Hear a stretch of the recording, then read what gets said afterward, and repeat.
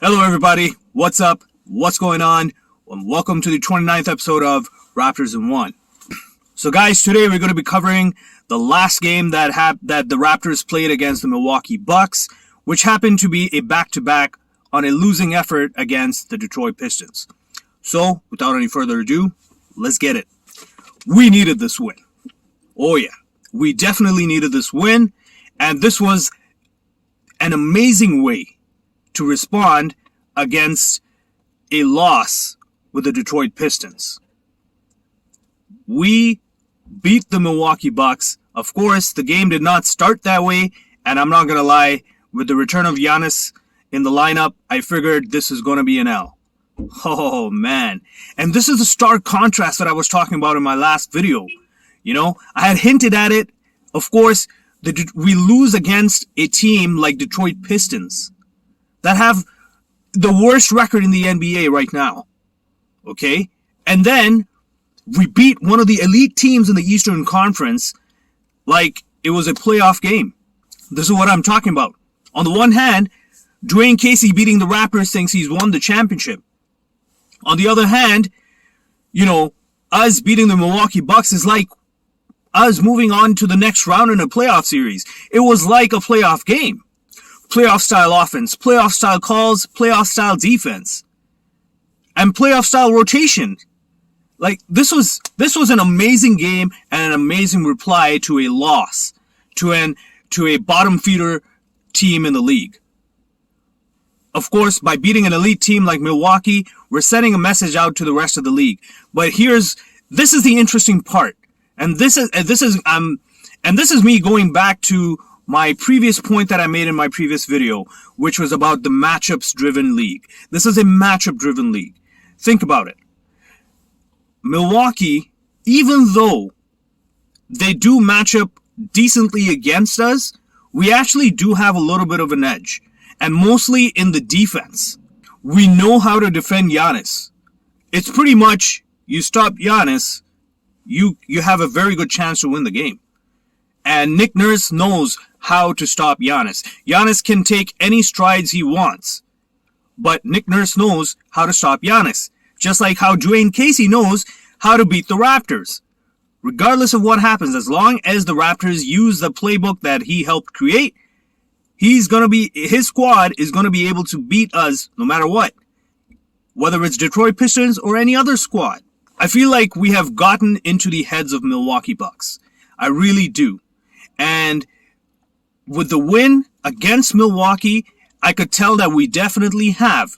Because this is a championship team. And here's the difference.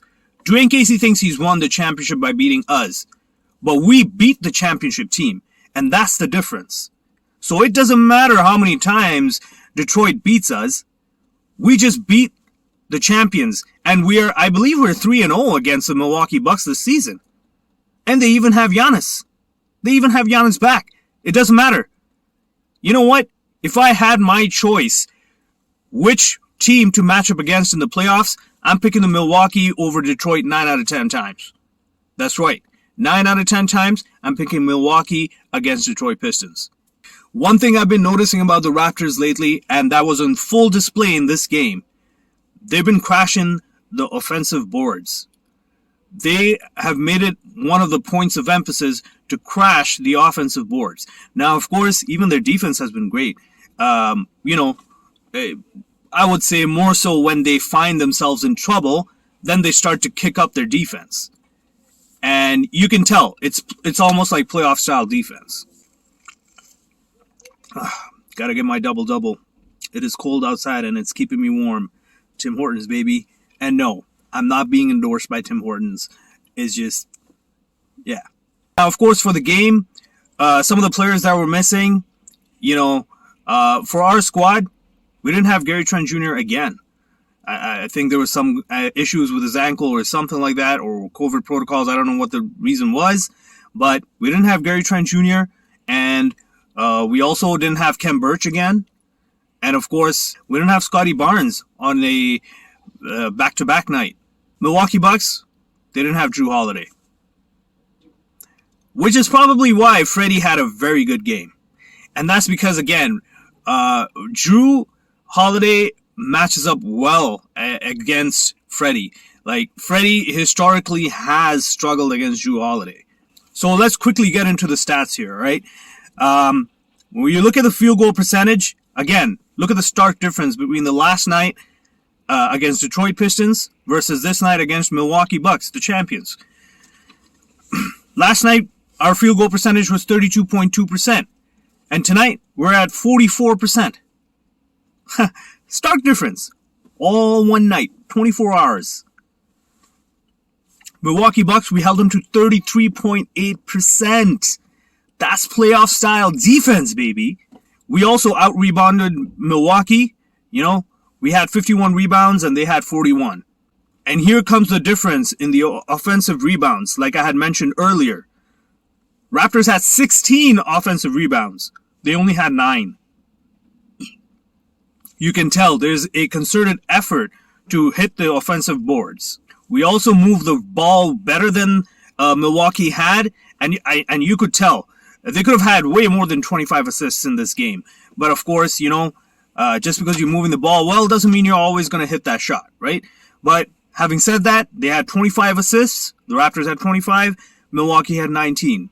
Okay? Points in the paint. Again, stark difference in 24 hours. We had 44 points in the paint, and they had 24.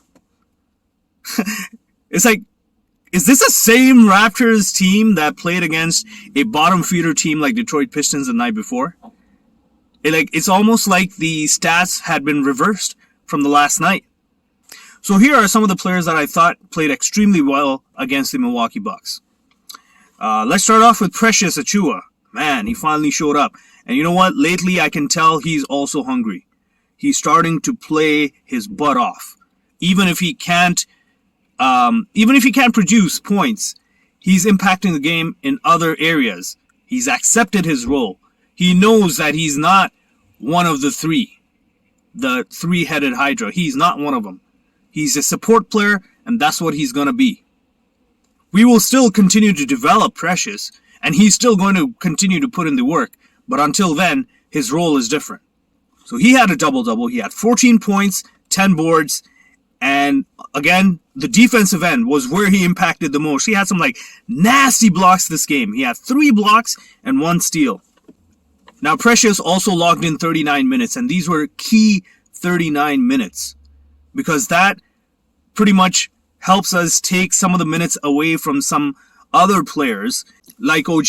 OG didn't play very many minutes in this game. Now let's look at Pascal's stats over here. 40 minutes of action. He had a triple-double. I know what you guys are thinking. The league took away his triple-double. They took away 2 rebounds of his. So technically his stats, according to the league, is 30 points, 8 boards, and 10 assists. They robbed him. They robbed him. How petty can you be, league? NBA, how petty? Seriously, it doesn't impact the game whether he got those 2 rebounds or not. Let the man have his triple-double. In my books, he's got a triple-double, ladies and gents. 30 points, 10 boards, 10 assists, alright? That's his first triple-double. He also had 2 steals and, surprise, surprise, 100% from the 3-point field goal. He's got 3 of 3. Wow, that's crazy. Now Fred, 41 minutes of action. Again, on a back-to-back. Last night, he played 42 minutes. The next night, he's playing 41 minutes. That's some heavy minutes for Fred. And I think we definitely need Fred for the playoffs. We need to find a good backup point guard that can take some of the minutes away from him. I also obviously think along with the backup point guard, we need a good backup center. I would say who's a true center. Not necessarily a stretch big. Not necessarily a passing big either. Just somebody who's going to crash the boards, who's going to do the dirty work in the paint. So Freddie, in 41 minutes of action, he's got 17 points, 7 assists, 3 boards. Along with 3 steals. Not a bad night. Chris Boucher, 36 minutes. 15 points, 1 assist, 7 boards. He was amazing on the defensive end. Oh, especially the way he blocks the opponent's three-point shots. Man, like, that's unheard of. It's so rare. It's not that it's unheard of, it's very rare. He's got 3 blocks and 1 steal, and I think at least 1 or 2 of them were the blocks at the 3-point line. Clean blocks. Now, the X factor for the game, along with Precious, I gotta give Precious the X factor, but along with Precious, another player who was the X factor of the game, Justin Champagnie. I have a lot of respect for this dude. He is a true professional. He comes in, he does the work, he does what is asked of him, nothing more. And definitely nothing less. He's got 3 points. And that too, it was on an attempt, on a 3-point attempt that he made. I think he was still 1 for 2 from the 3-point line. 1 assist, 12 boards. His role was to crash the boards, and he crashes the offensive boards like crazy. He gives the Raptors those second chances on the offensive end. Now, because I am a Giannis fan, yes, I'm still a little sour.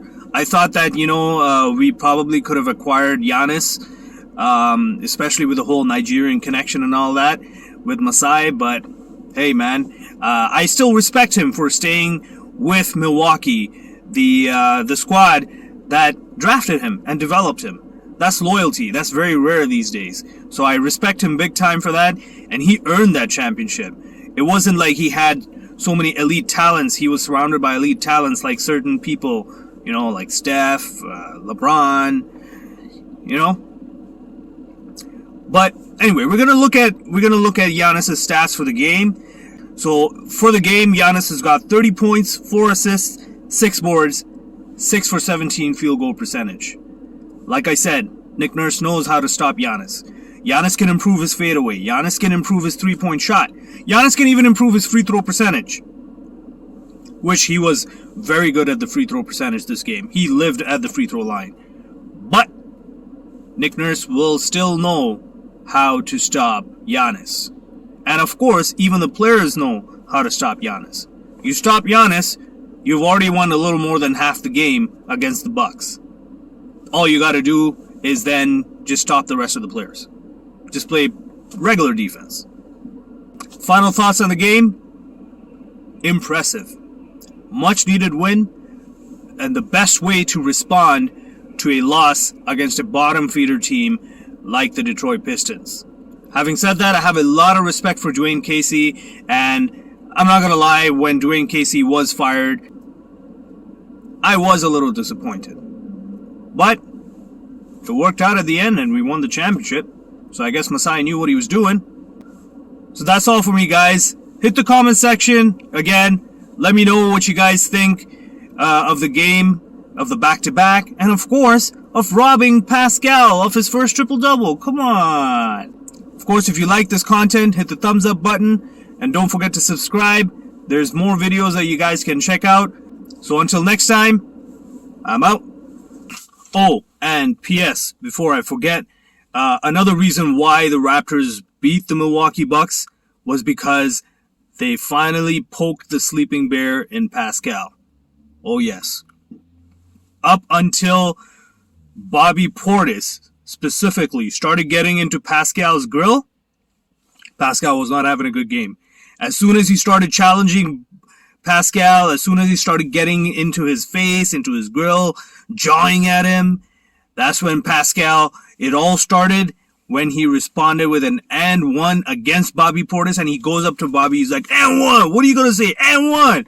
And then, of course, then Bobby Portis got to be like, oh, what's up, and he's pushing him off, and that's it. Ever since then, every time Pascal was against Bobby, he always got the better of him, and man, I got to say, Bobby is one of those players now on my list.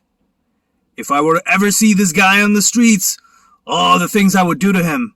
I would want to slap him or punch him in the face, just like I would do with Marcus Smart, or even that other guy, Wanamaker from Boston Celtics. Anyway, yeah, those two players. Now he's the third one, Bobby Portis. If I ever see him, I want to punch him in the face, but I don't want to get in trouble with the law, so I'll just make sure and not ask for his autograph. We know what you did with Nikola Mirotic back in your Chicago Bulls days. Oh yeah, we didn't forget that. It wasn't too long ago. I still remember it. So, yeah, I'm not going to ask for your autograph. That's for sure.